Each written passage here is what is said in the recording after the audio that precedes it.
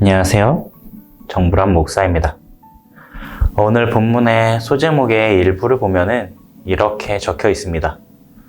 여호와께서 다윗을 그 모든 원수들의 손에서와 사울의 손에서 건져주신 날에 다윗이 이 노래의 말로 여호와께 아뢰어 이르되. 오늘 본문의 찬송은 사무엘하 22장에도 등장하는 찬송입니다. 오늘 본문의 시가 사무엘하 22장에도 등장한다는 것을 통해 우리는 본문의 찬송의 등장 배경을 알 수 있습니다.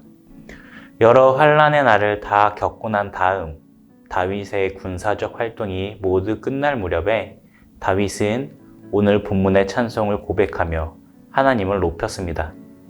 어떻게 보면 성공한 왕이 자신의 과거들을 돌아보며 자신의 인생 가운데서 섭리하신 하나님의 손길들을 찬양하고 있는 것 같습니다.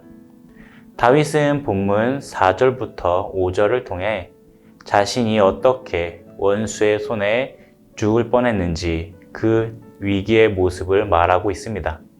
사망의 줄, 수울의 줄에 얽매여서 꼼짝 못하고 있을 때 불의의 창수가 두렵게 하며 사망의 올무가 다가오고 있습니다.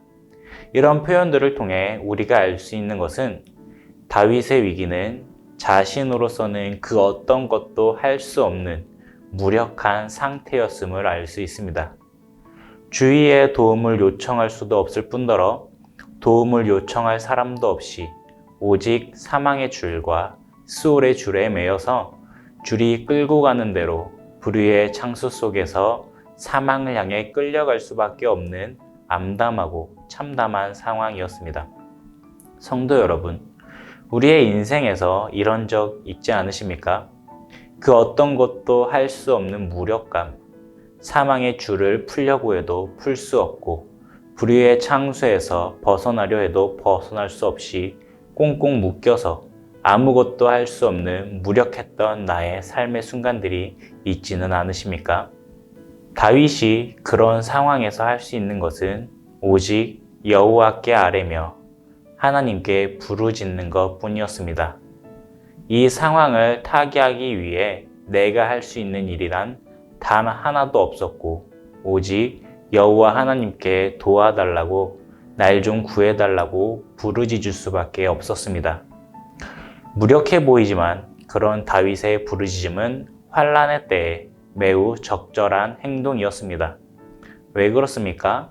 바로 본문 2절에서 다윗이 고백하듯 여호와 하나님은 우리의 반석이시며 요새이시며 건지시는 분이시고 나의 하나님 피할 바위이시며 나의 방패이시고 구원의 뿌리시며 산성이시기 때문입니다. 아무도 도와줄 수 없고 그 어떤 것도 할 수 없어 오직 사망으로 끌려만 가는 그 순간에 유일하게 우리를 도와주실 수 있는 분은 바로 여호와 하나님 뿐이기 때문입니다.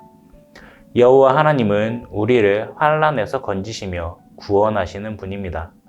그래서 본문 7절에서 16절을 보면 환란 중에 있는 다윗을 구하기 위해 땅이 진동합니다. 산들의 터가 요동합니다. 여호와 하나님께서 화가 나셨습니다. 당신의 백성을 사망으로 끌고 가려는 원수를 향해 진노하십니다. 코에서 연기가 나오고 입에서 불이 나오는 등 이런 표현들은 전부 여호와 하나님의 임재를 나타내는 표현들입니다. 하나님께서 다윗의 환란의 때에 간섭하셨습니다. 인간의 짧은 생각과 상식으로는 이해할 수 없는 하나님의 신묘하신 방법으로 하나님께서는 다윗의 환란에 간섭하셨고 사망으로 끌려가던 다윗을 구원하셨습니다. 우리는 종종 상상을 초월하시는 하나님의 방법을 경험할 때가 있습니다. 내 생각은 분명 이렇게 역사하셔야 한다라고 생각을 했는데 하나님은 인간의 생각을 초월하셔서 기상천외한 방법으로 구원을 이루시는 것을 발견할 때가 있습니다. 그리고 기상천외한 하나님의 방법으로 받은 구원은 모든 상황이 끝나고 주님께서 은혜를 베푸셨고 나의 인생에 개입하셨다는 것을 발견하게 됩니다. 그리고 고백하게 됩니다. 본문 17절부터 19절을 보면 다윗은 사망으로 끌려가던 나를 구원하신 여호와 하나님을 고백합니다. 사망의 줄에 매이고 스올의 줄에 매여 꼼짝 못하던 나를 넓은 곳으로 인도하시며 구원하시는 하나님을 발견하게 됩니다. 그러니 구원받은 다윗의 입장에서 또 우리의 입장에서 여호와 하나님을 사랑하지 않을 수가 없습니다. 모든 환란에서 건져주시는 여호와를 생각하면 오늘 본문 1절에서의 고백처럼 나의 힘이 되신 여호와여 내가 주를 사랑하나이다 라고 하는 고백이 터져 나올 수밖에 없는 것입니다. 성도 여러분, 오늘 본문은 사무엘하 22장에도 매우 비슷하게 등장하는 찬송입니다.